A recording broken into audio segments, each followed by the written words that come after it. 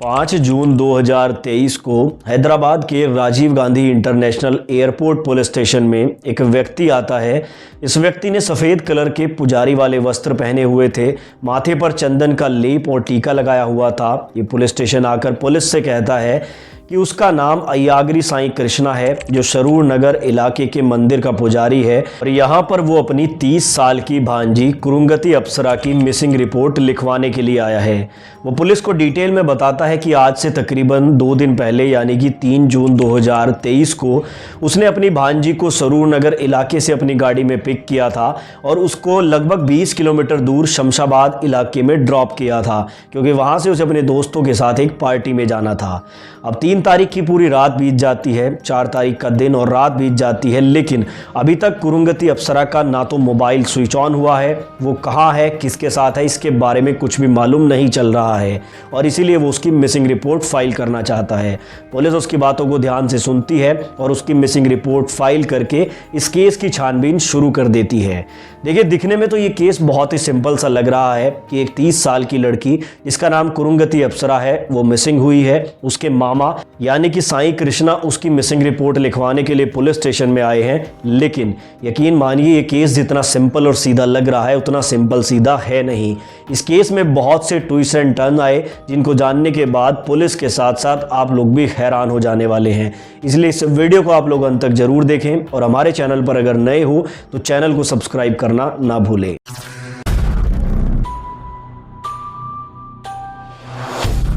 अब पुलिस इस केस की छानबीन शुरू कर देती है। सबसे पहले कुरुंगती अप्सरा के घर जाया जाता है। वहां पर कुरुंगती अप्सरा की मां मिलती है, जिससे सारी बातें पूछी जाती हैं, तो वो भी पुलिस को यही बताती है कि 3 जून 2023 को कुरुंगती अप्सरा अपने मामा के साथ शाम के तकरीबन 7 बजे शरूर नगर इलाके से निकली थी। उसके बाद वो कहाँ गई, वो किस हाल में है, इस बारे में कुछ भी मालूम नहीं चल रहा है। अब पुलिस यहाँ पर कुरुंगती अप्सरा के मामा के बताए अनुसार शरूर नगर इलाके से लेकर शमशाबाद इलाके तक को टारगेट करती है।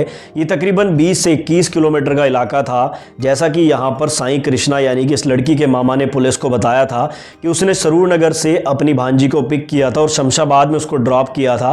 तो इस बीच में जितने भी सीसीटीवी कैमरे लगे हुए थे, पुलिस उन सभी की सीसीटीवी फुटेज कलेक्ट करना स्टार्ट कर देती है और उन फुटेज को बारीकी से देखा जाता है, जिसमें पुलिस को मिलता है कि 3 जून 2023 के शाम के तकरीबन 7 बजे अप्सरा नाम की ये लड़की अपने मामा साईं कृष्णा के साथ गाड़ी में बैठती हुई दिखाई देती है और ये शरूर नगर इलाके में ही उनकी गाड़ी में बैठी थी। उसके बाद 10 से 15 किलोमीटर तक सीसीटीवी कैमरों में वो गाड़ी जाते हुए दिखाई देती है। सीसीटीवी कैमरे की फुटेज को जूम करके देखा जाता है तो आगे की सीट पर साईं कृष्णा गाड़ी चला रहे थे और बराबर में कुरुंगती अप्सरा भी बैठी हुई थी। यहाँ तक सारी चीज़ें बिल्कुल अच्छी तरह से मैच हो रही थी, लेकिन जो उनकी ड्रॉप लोकेशन थी यानी कि शमशाबाद का इलाका, उससे तकरीबन 3 किलोमीटर पहले से वो गाड़ी कैमरे में दिखना बंद हो गई थी।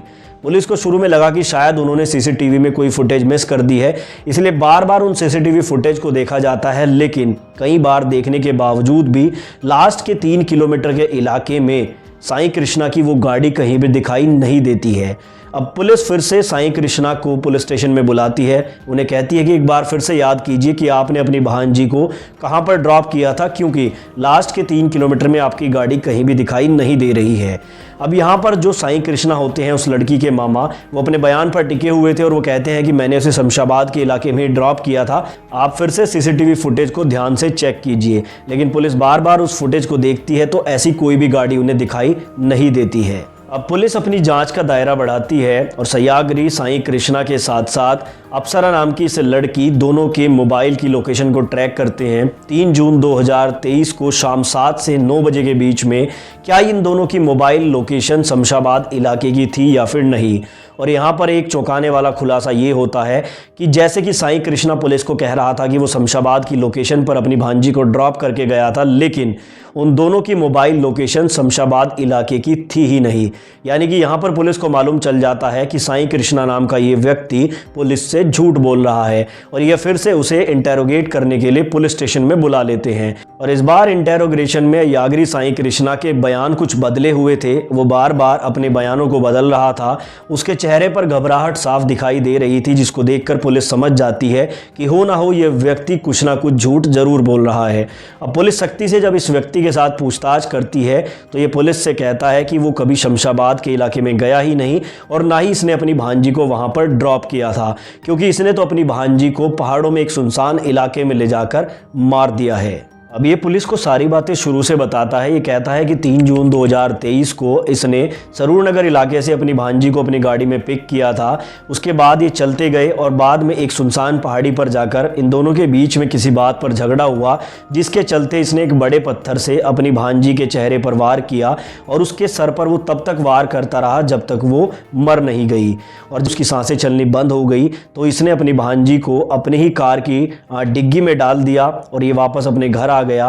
पूरी रात ये यही सोचता रहा कि इसकी डेड बॉडी को कैसे ठिकाने लगाए। अगले दिन ये उसकी डेड बॉडी को जंगल के एक इलाके में ले गया, जहां पर जाकर ये उसको जलाना चाहता था, लेकिन वहां पर उसे पर्याप्त लकड़ी नहीं मिली। जिसके बाद वो फिर से वापस आ गया। फिर से उस डेड बॉडी को उसने अपनी गाड़ी की डिग्गी में ही रखा और रात होने पर उसने अपने मंदिर के पीछे एक सुनसान इलाके में एक मेन होल में अपनी भांजी की डेड बॉडी को डाल दिया। ऊपर से ढक्कन बंद कर दिया, आसपास मिट्टी लगा दी। लेकिन अगले दिन आकर जब वो देखता है तो उस मेन होल से थोड़ी थोड़ी स्मेल आ रही थी, जिसके चलते उसने एक मजदूर को बुलाया और उस मेन होल के चारों तरफ कंक्रीट और सीमेंट की चिनाई करा दी, जिससे ये स्मेल बाहर ना आ सके, और उसे ढकने के लिए ऊपर से कुछ मिट्टी भी डलवा दी। अब पुलिस उसके बताए अनुसार उसके मंदिर के पीछे के उस इलाके में जाती है जहां पर उसने अपनी भांजी की डेड बॉडी को दफनाया था।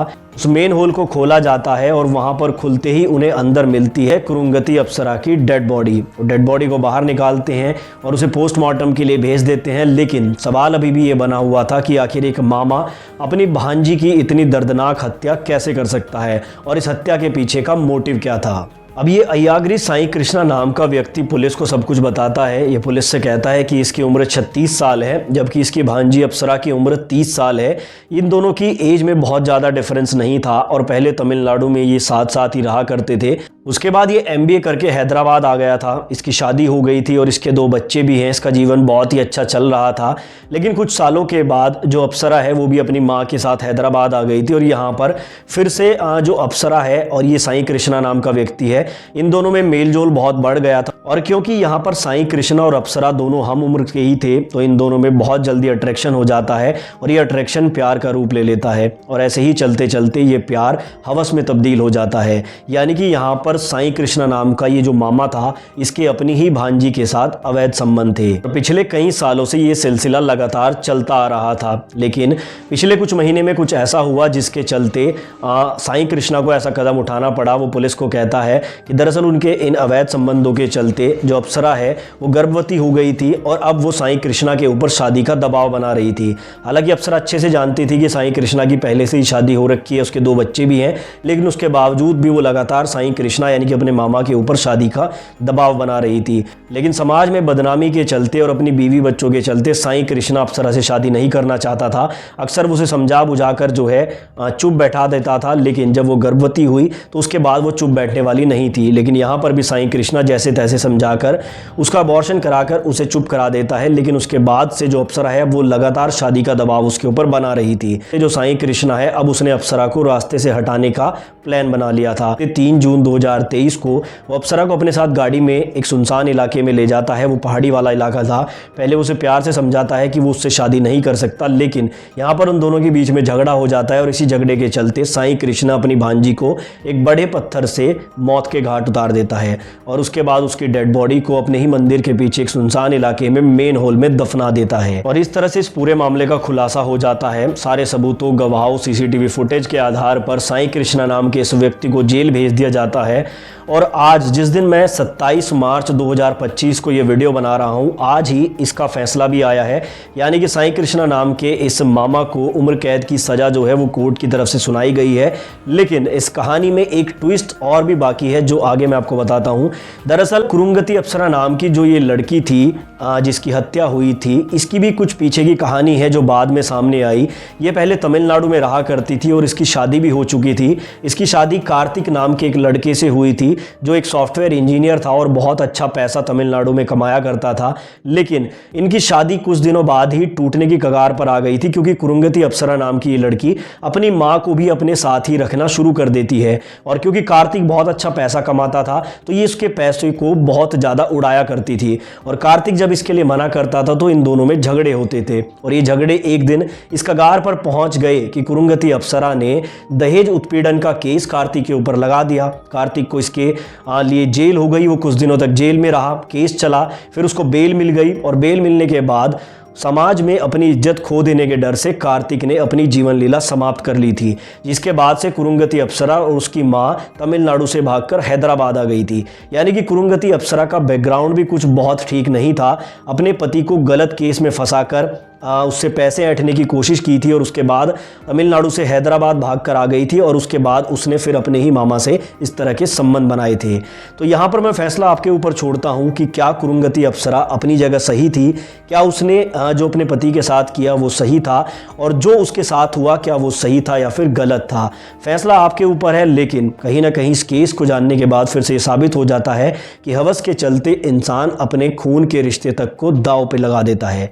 आपको वीडियो कैसा लगा कमेंट में ज़रूर बताएं, और ऐसे वीडियोस देखने के लिए हमारे चैनल को सब्सक्राइब करें।